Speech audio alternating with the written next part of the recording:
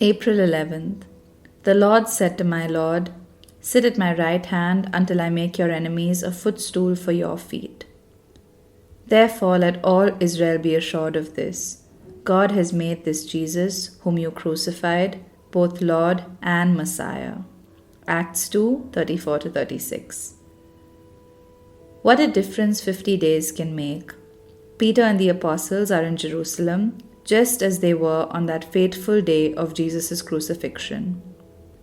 At that time, they were cowering in fear, having abandoned and denied Jesus. Now, they are boldly proclaiming his name in the temple courts. As the sun set that Friday evening, their hopes seemed to sink into oblivion as well. Now, in the brightness of the morning, they rejoice in a new dawn, the age of the Spirit. Peter is speaking to a crowd similar to the one that asked for Jesus to be crucified and that stared and mocked as he hung naked and ravaged on the cross.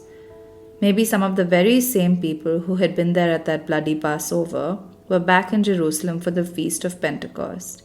And Peter proclaims the identity of the one they crucified, Lord and Messiah. These two titles were significant to Peter's hearers. First, Lord, a master who held absolute ownership rights. To say Jesus is Lord was to make a political statement, for Caesar was exalted as Lord in the Roman Empire. It was a statement of belief that proclaimed allegiance to a higher power than the highest authority in the land.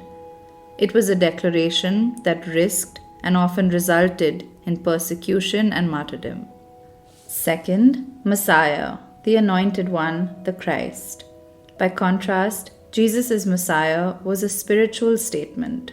It recognized that the promised Messiah of the Old Testament was Jesus, that the many messianic prophecies were realized in him.